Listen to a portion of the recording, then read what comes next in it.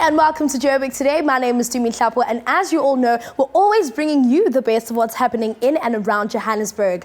The most memorable and historic thing to happen in the past week was the discovery of the new fossil Homo naledi. We went to Wits University to chat to a few students and see how they feel about this new discovery. Check it out. That's a fantastic discovery, really great for science in South Africa. Really glad to see it and glad to see that people are working towards more discoveries and hope it drums up more international support for us. It's scary, but it's exciting at the same time, and it makes you wonder, ask yourself questions. What happened to them? How did they get extinct? If they were still around, what would life be like, So it's brought in lots of discussions and talks on how accurate the previous scientists were on what they have said on the evolution and how wrong or right they may have been. So I thought it's a great discovery. It really didn't change my life. I can't say it really interested me or anything. So yeah. The discovery is important to certain people, But personally, it doesn't make a difference to my life, does it? Whether or not we come from baboons or monkeys, I still exist, and at the end of the day, I'm going to die later. And I'm not going to die as something different, a baboon or something else. I'm just me. It's actually a great discovery that they discovered the Homo naledi, and it shows that South Africa has a lot to offer to the whole world, and I think it will be great for tourism. Many people from abroad will come and visit South Africa. My name is Ray, and you're watching Joburg Today. Like us on Facebook, joburgtoday.tv, and follow us on Twitter at Joburg Today. If you're one of those that are always on the move, catch us on pockettv.mobi, and that's pocket with an I. September celebrates Heritage Month right here in South Africa, and what better way to celebrate than to be in a carnival? We caught up with the legendary Dali Tambo, who is the CEO of the Carnival Company. Dali Tambo, what a pleasure to have you on the show. I'm a huge fan. You are a TV icon in South Africa. In fact, your whole family is entrenched in the history of this beautiful country of ours. So big pleasure, a big honor to have you with us. Much. I wondered what happened to you after your show and where you disappeared to. Now you're in the carnival business. What inspired the shift? I felt this need, and I think many newly born countries who come into democracy or out of great social turmoil feel a need to represent the new order. And so we've done things like the Mandela statue at Union Buildings and in Parliament, and about 70 statues of struggle icons. 2 years ago, I went to Parliament and to a few departments and said, look, I'd like to do a social cohesion carnival in which we bring the heritage of each of our communities. We invite everybody. And previous to that, it had mostly been our people alone, mostly children. So this is an adult carnival. We've invited every community we could find, from the 8 Nepalese who live here to the Afrikaner community, Greek, Portuguese, Xhosa, Ndebele, Zulu, everybody. And we're about 20,000 strong for the 24th of September. That is really super awesome. Yeah. That's a huge outreach. And it's all culture, you see. It's not the Brazilian model, where it's mostly feathers and sequins and lovely ladies, but scantily dressed, This is real culture. Yeah. And again, with Brazil, they have this ability, because they have one language, one people pretty much, one music form, one dance form. We are the opposite. We have so many varieties of ourselves, and often we don't know each other. And sometimes it creates unnecessary friction. Exactly. I think the bigger vision is to promote diversity and tolerance. That's it. And that's your big vision. It is, and I was really pleased to hear people like the Somalians are coming in, because they have a great, rich culture, but our people view them as shopkeepers. Many of us view the Portuguese as restaurateurs. And so this allows them to go back to their communities and say, look, let's parade, and let's parade the best of our culture. I hope the end result of this will be a day of joy. Day of celebration as well. We celebrate our diversity. What can we expect? Unpack some of the events planned. Well, we start at Pilditch Stadium, and from there it's about 5 kilometres to Union Buildings. It's a straight road, and we'll be 20,000 strong. It's a mixture of people and cultures and floats. And yet this is year one, so our confident expectation is that this will grow into Africa's Rio, into the biggest carnival event of the year on the African continent.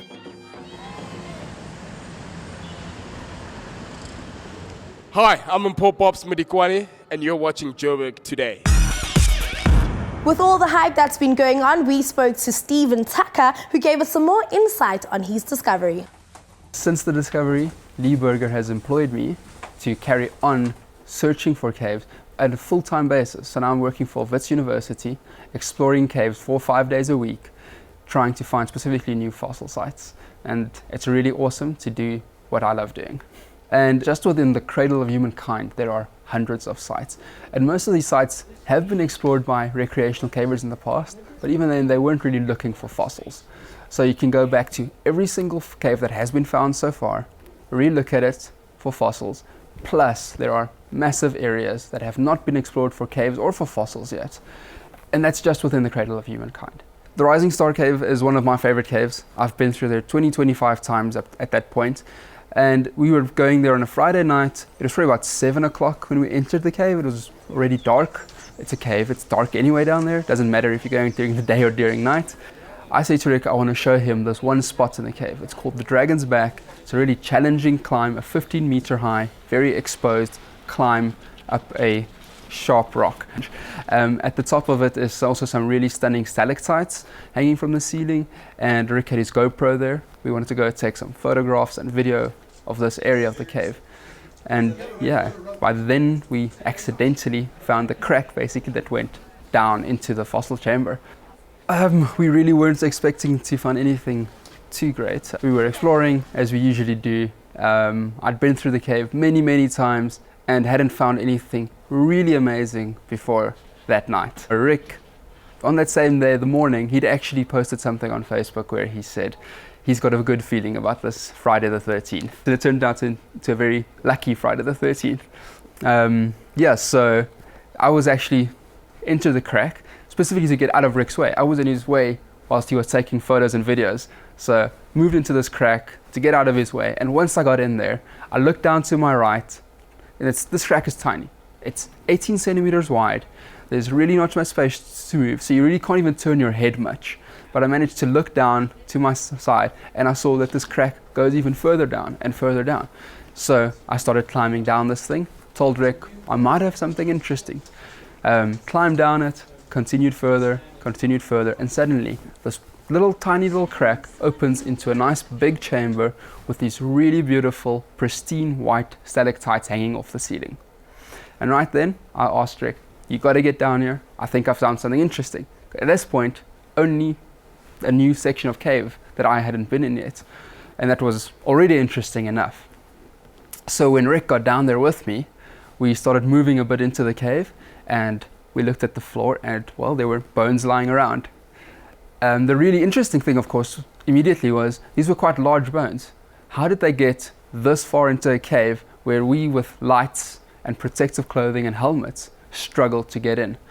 That really made us look at them properly, and very soon we found this jawbone, a mandible, with a couple of teeth in it, and immediately we said to each other, well, this looks almost like a human mandible. This must be something interesting. And it's only at that point when we realized, man, maybe we had really found something interesting tonight. Unfortunately, at that point, the GoPro's batteries had died. We couldn't photograph it yet. So we came back about a week later and took some proper photos. And with those photos, eventually took it to Lee Burger. And that kicked off the whole show. Ladies and gentlemen, I am pleased to introduce you to a new species of human ancestor. A new species. He is pretty, he's worth applause, isn't he? This is Simpiwa Mini. You are watching Joburg Today. For more, check out our playlist as well as our latest episode of Leading Opinion. From myself, Dumin Hlapo, it's goodbye, but I leave you with Ordinary Boy by Craig Hines. Back in ETV.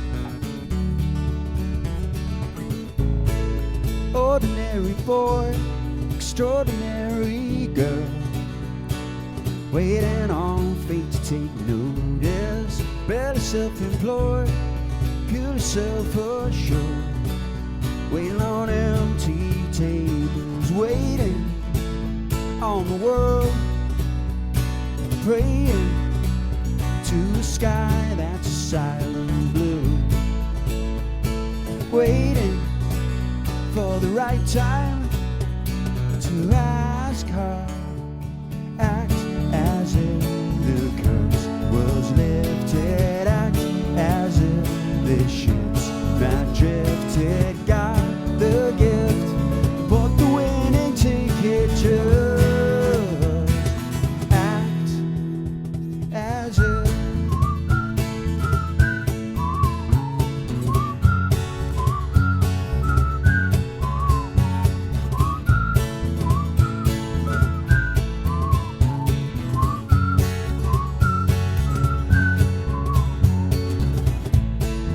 Ordinary boy, extraordinary girl, makes him reach a little bit higher. Hard not to enjoy eating butter sandwiches. The nights that couldn't get much brighter, waiting for a chance to show her hard times on forever, waiting for the right time to ask her, act as if the curse was lifted, act as if the ships not drifted, got the gift, bought the winning ticket, just act as if, as if, as if, as if.